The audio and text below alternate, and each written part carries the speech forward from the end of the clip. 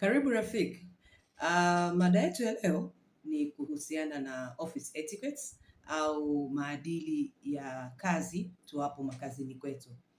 Kazini kwako inategemea umeajiriwa, umejiajiri, mfanyabiashara, corporate, uko ndani ya corporate world, umeajiriwa na serikali, mkulima, mfugaji, mwindaji,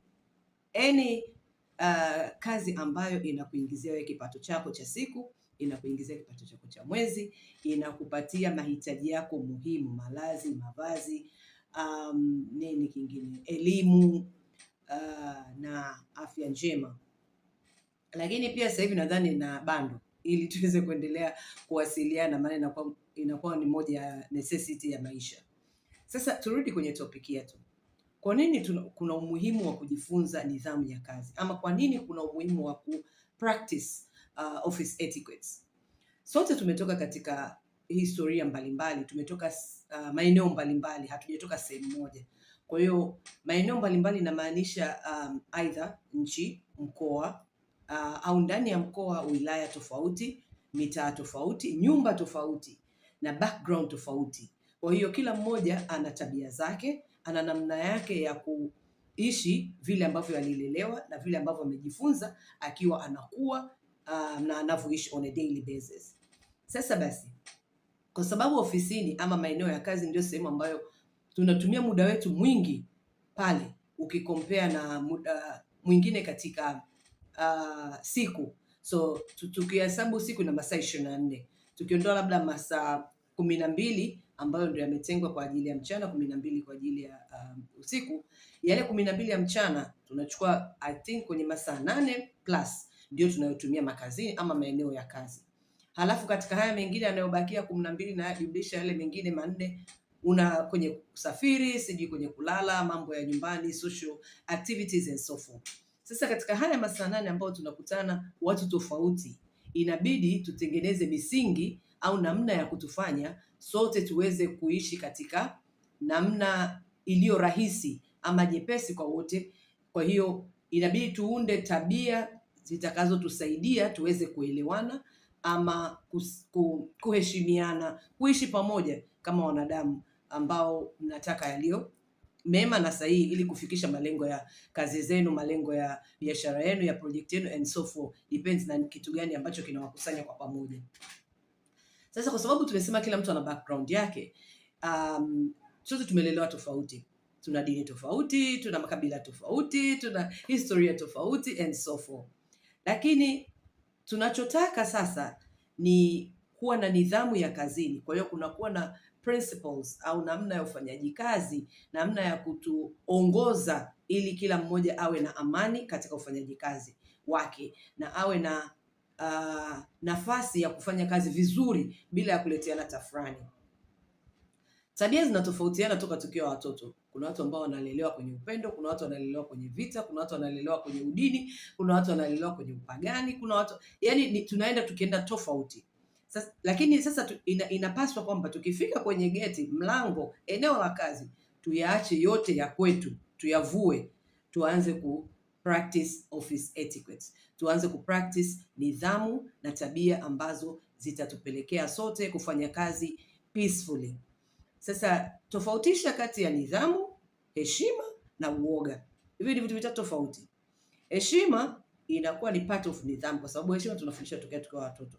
Na ukiwa una practice ndio inakuwa nidhamu yako, ndio inakuwa tabia yako, ndio unakuwa tunasema fulani ana adabu nzuri. Uoga ni hali ya kuogopa kitu, kuhofia kitu kwamba nikionekana, nikikosea, yani unakuwa na ule hali ya wasiwasi ambao sometimes inapelekea kuwa na uoga wa kiongozi wako. Kwa hiyo inawezekana ukawa humheshimu au huna nidhamu, lakini una uoga ambao unaweza wewe unadhani unaheshimu, kumbe ni uoga tu, lakini heshima haipo. Tuangalie office etiquette ni zipi. Unapofika ofisini, kitu cha kwanza ni kusalimiana, kujuliana hali. Haijalishi umri, kabila, udini, nationality, utajiri, elimu, position, no. As long as huyu ni binadamu mwenzangu, unapaswa kumjulia hali. Hatujui nini mwenzetu amepitia ama nini anapitia, lakini kumuulizia tu habari ya sasa hivi, habari yako, habari za asubuhi, habari za mchana, habari za jioni, depends on the shift, umeamkaje, ni kitu kizuri, ni kitu cha kumjulia hali mwenzio, na uwezi kujua unamsaidia nini ama unamuondolea nini.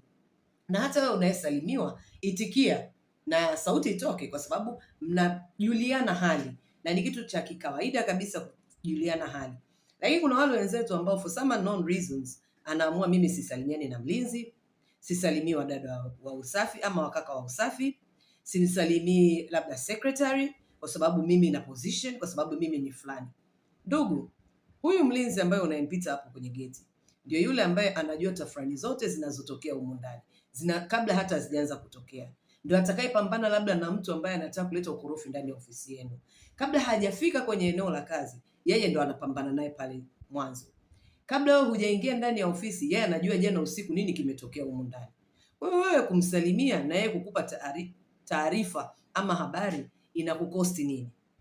Ni ukosefu tu wa adabu.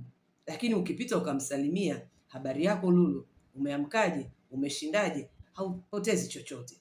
Ni utamaduni ambao utamfanya mwenzio akuone ameniona binadamu na mimi nimemwitikia, sote tunafanya kazi pamoja. Hiyo ni moja ya etiquette. Kingine ni wote tumeajiriwa ama wote tumejiajiri ama wote tuko pale kwenye eneo la kazi. Hakuna kingine ambacho kinatuweka pale. Nothing personal. Hata mahusiano ambayo tunayokuwa nayo pale ni mahusiano ya kikazi. Yaani haiwezekani kwamba nimekuja kufanya kazi training time kwa ajili ya kutafuta rafiki. My first objective ama my first goal ama my first reason ya mimi kuwepo pale ni kufanya kazi na training time na sio kutafuta urafiki na Lulu. Kwa hiyo mahusiano yetu yaishie kwenye kikazi. Yaani kama unaweza tengeneza boundaries za mahusiano yako na eneo uliopo. Na hii ni across everywhere. Mnakutana au mnahusiana kwa ajili ya kazi, boundaries zenu ziwe kuhusiana na kazi. Kwa ajili ya kuangalia mpira, ziishie kwenye kuangalia mpira. Kwa ajili sijui ya kuimba kwaya, kwa ajili sijui ya kufanya project gani. Usidhani kwamba mtatengeneza urafiki nje ya hapo ambao utakaa muda mrefu. When the reason ambayo ilokupeleka pale ikifika ukomo, ule urafiki nao utaishia ukomo, kwa sababu mtaongea nini? The reason ambacho kinawaconnect nyinyi wawili ni hiyo shughuli iliyowaweka pale. Sijui kama naeleweka. Kama tumekutana kwa ajili ya kazi, mimi nikija kuacha kazi nikaenda kazi sehemu nyingine, aidha tutaongea kwa sababu tutaongea kazi yako na kazi yangu, but eventually ule ukaribu utaisha. Na ukaamua kwenda kufanya biashara ama ukaamua kwenda kuwa mama baba wa nyumbani, ndio kabisa zile connection ulikuwa nazo, ule urafiki uliokuwa nao na wale walio kwenye kampuni unazidi kuwa diluted kwa sababu hatuna cha kuongea tena. So jaribu kutengeneza mipaka ya urafiki, mahusiano katika maeneo ya kazi. Ukipitiliza tu ndio yanakuja mambo ya umbea, kusengenyana, kutafutana. Kingine kwenye office etiquette ni tumia kitu na ukiache vile ambavyo umekikuta ama vile ambavyo ungependa kukikuta. Hapa naongelea vitu vichache sana, very small, lakini vinakera. Mathalan, kuna kiyoyozi ofisini kwenu. Sehemu ya kuweka remote ya kiyoyozi ni sehemu fulani.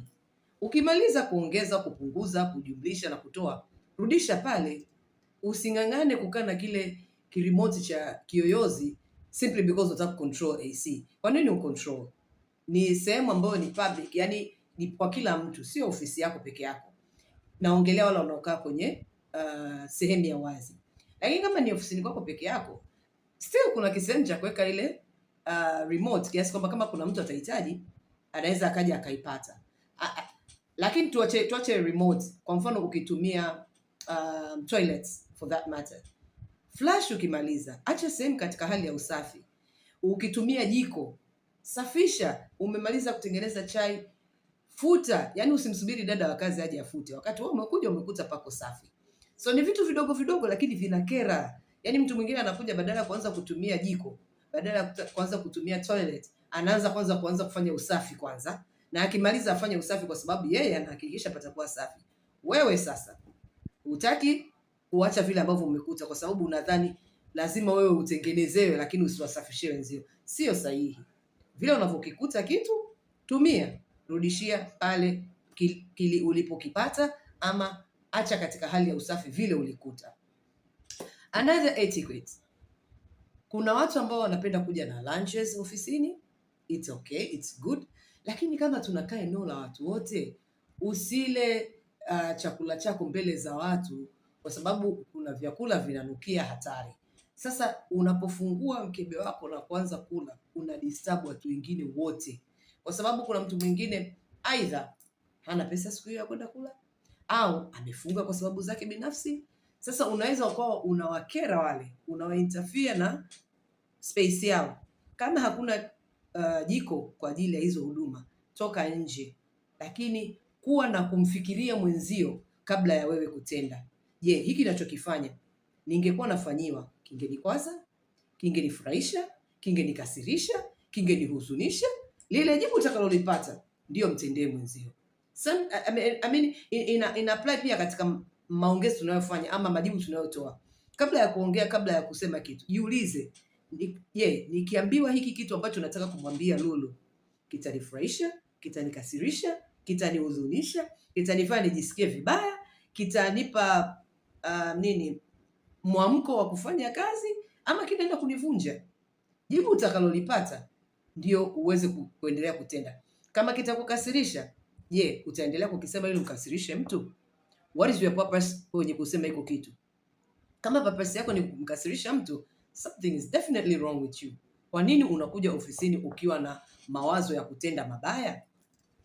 Kwa nini usije with a positive vibe kwamba mimi nataka nikiongea Fatma afurahi, nikimpa comment John aone kwamba bwana, I need to get more targets, nikimpa feedback Mwantumu nampa constructive feedback ambayo kwanza nitaanza with positivity, alafu ndo nitaenda area to improve, sio makosa. Let's understand ama matumizi ya maneno, areas to improve, yani maeneo ambayo umefanya vizuri, lakini kuna hiki kipengele hapa ungefanya ABCD kingekuwa bora zaidi. Badala ya kwanza unajua umefanya umekosea, tayari ushamvunja mtu.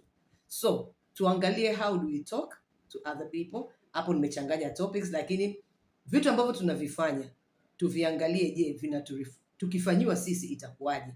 Hence tukimaliza kutumia kitu, turudishe pale tulipokikuta, turudishe katika hali ya usafi tulioikuta. Tumeelewa na hiyo topic nyingine hiyo point hiyo ya etiquette. Kingine ni matumizi ya simu.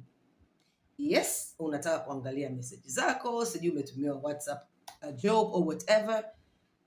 Kama huna headphones, ndugu yangu, reduce volume. Imeshindikana, nenda pembeni, usidisturb watu na maongezi yako au matumizi ya simu za mkononi na hata simu za mezani. Ukiwa unaongea biashara ama ukiwa unaongea habari za kazi, sauti itajulikanika tu. Na hata wakati unaongea, ongea kwa sauti fulani ambayo inaeleweka. Yaani usianze kupayuka ukachukua attention na za watu wote. Hapana. Usianze ukacheka vibaya kila mtu akaacha anachokifanya akakusikiliza. Hapana. Lazima tuheshimu ukimya, tuheshimu nafasi za watu za kazi. Kuna watu wana have difficulties kwenye concentrate kwenye kitu. Ukimtoa kwenye reli, yani ikitokea tu kelele kidogo, ametoka kwenye reli. Wewe usiwe sababu ya kumtoa kwenye reli. Kwa hiyo kwenye matumizi ya simu, matumizi ya hata kuna wengine wanakuaga na radio, think of the other person.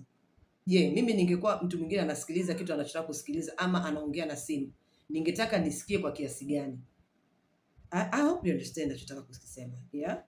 So, hizi office etiquettes inabidi tujifunze, tuweze kuziishi tunapokuwa maeneo ya kazi. Na mimi nakwambia, ukiziishi maeneo ya kazi, eventually utaziishi majumbani na inaweza ikawa ndio tabia yako. Kwa hiyo hata ukienda sehemu nyingine labda ya starehe, ukiwa kanisani, ukiwa msikitini, ukiwa na ndugu nyumbani, simu ikiita utaona unaji excuse kidogo unaenda kusikiliza simu. Ama ukiwa unaangalia sasa video zako utapunguza sauti. Tukiziishi hizi, utaona kwamba kunakuwa na smooth flow ya siku. Utaona kwamba kila mmoja yuko kwenye hali ya amani, hali ya ufanyaji kazi bora, hali ya kuheshimiana, hali ya kutamani kuwepo ofisini. It's fun kufanya kazi namna hiyo. So, Topics nyingine zinakuja.